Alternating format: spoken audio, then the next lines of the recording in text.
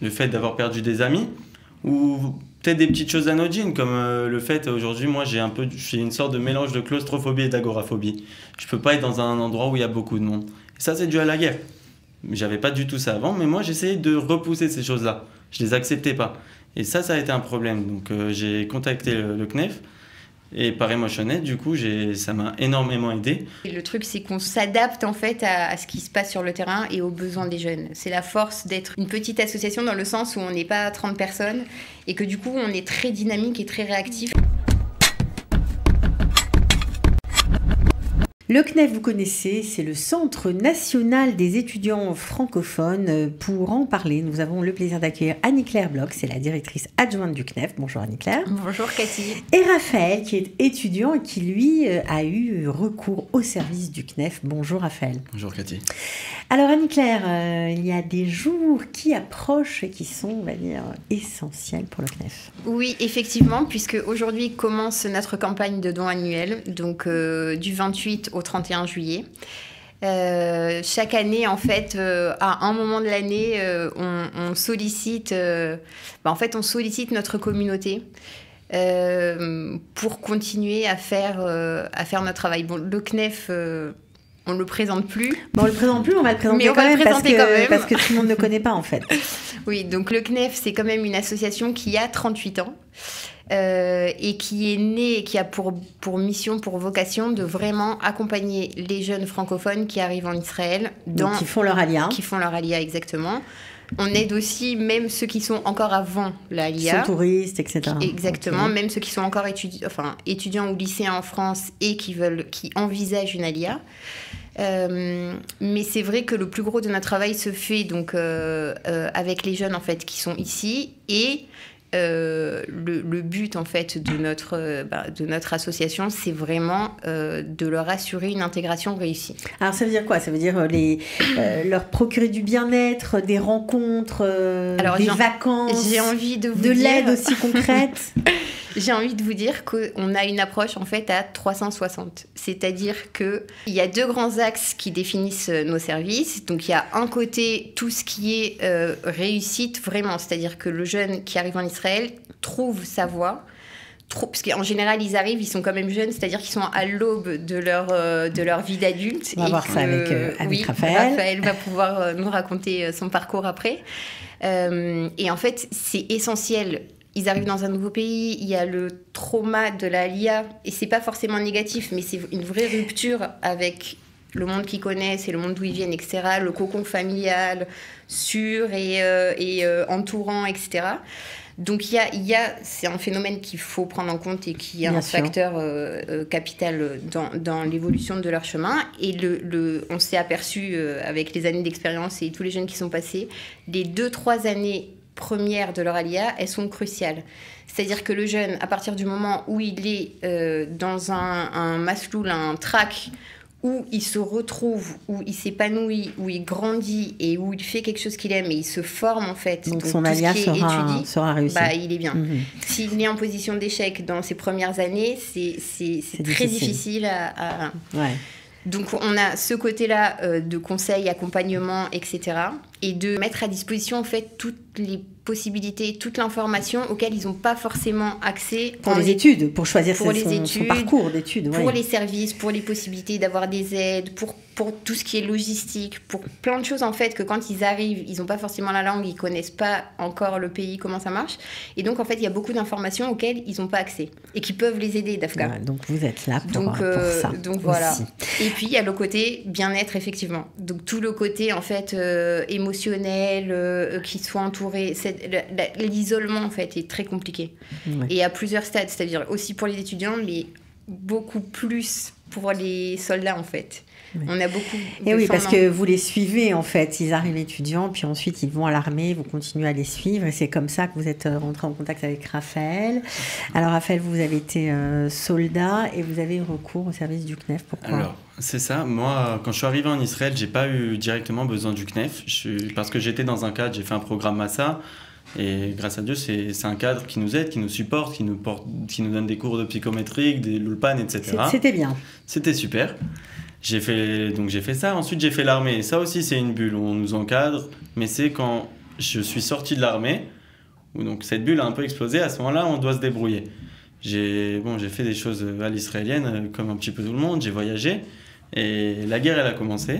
Donc je suis revenu en Israël. J'ai été soldat réserviste à Gaza pendant 3 mois et quelques.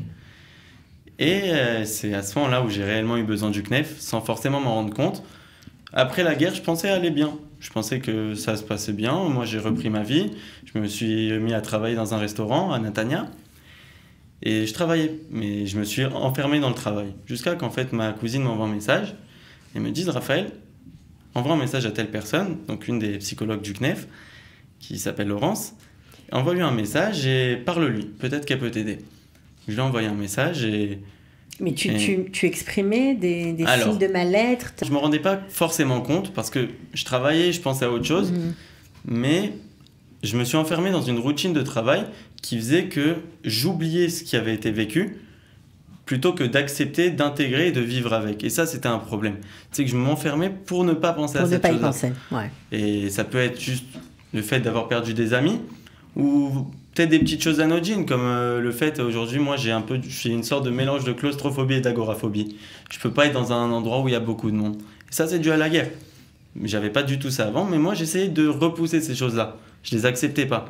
Et ça a été un problème. Donc j'ai contacté le CNEF et par Emotioned, du coup ça m'a énormément aidé, tant sur le plan nafshi, sur le bien-être, mais aussi sur autre chose parce que j'avais prévu de commencer mes études cette année. Et grâce à ce programme d'Emotioned, on m'a redirigé vers Annie Claire qui m'a aidé à trouver une bourse pour mes études. Donc aujourd'hui, la bourse principale qui me suit, c'est grâce au CNEF. Donc c'est on va dire une aide émotionnelle et et combien importante, et aussi une aide pratique. Et pas que ça. Alors, et pas que ça.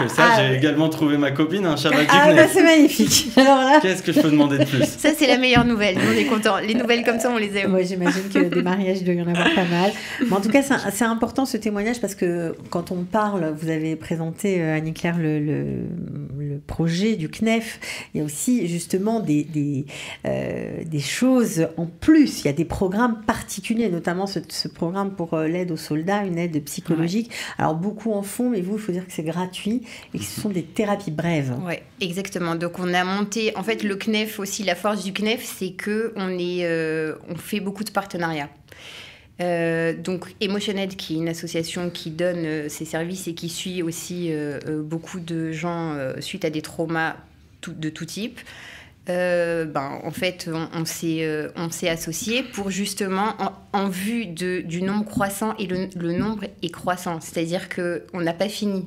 Les demandes de soldats? Les demandes et les besoins. Alors, les demandes, elles arrivent doucement parce que je pense que c'est encore compliqué. Comme disait Raphaël, c'est-à-dire qu'à un moment, ils avancent, ok, je travaille, mais en fait, ils ont du mal à reprendre leur vie et à construire, c'est-à-dire c'est très difficile. Ils ont en milieu d'études ou commencé des études après avoir vécu ce qu'ils ont vécu, etc.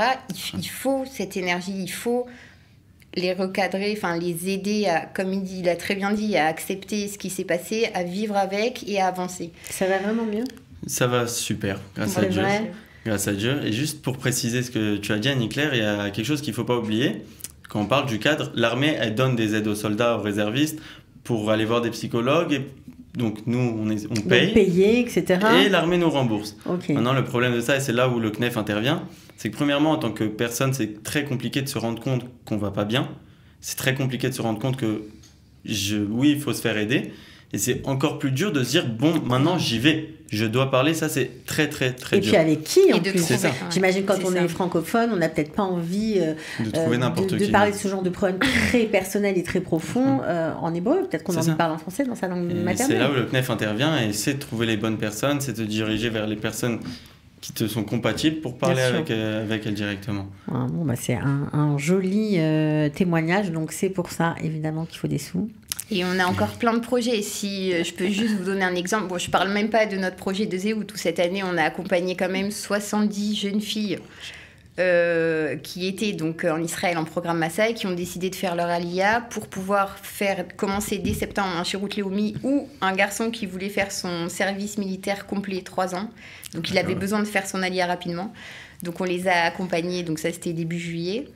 Et ils reçoivent tous ensemble la Théo d'Elzéout. Ah ouais, c'est magnifique. Donc là, cette année, on a fait la cérémonie à la Knesset. Donc c'était très comme ça impressionnant. Ouais.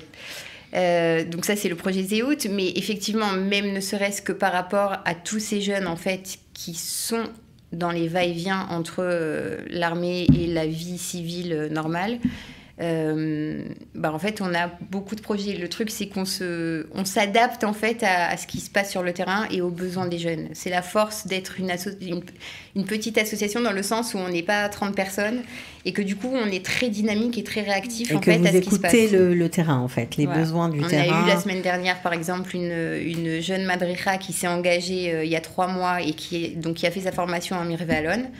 Et qui nous a appelés en nous disant c'est pas possible, les soldats seuls, ils sont seuls, ça veut dire le Shabbat, le truc, on est aidé par plein d'associations qui nous aident, tout ce qui est logistique, tout ce qui est rentré à l'armée, etc.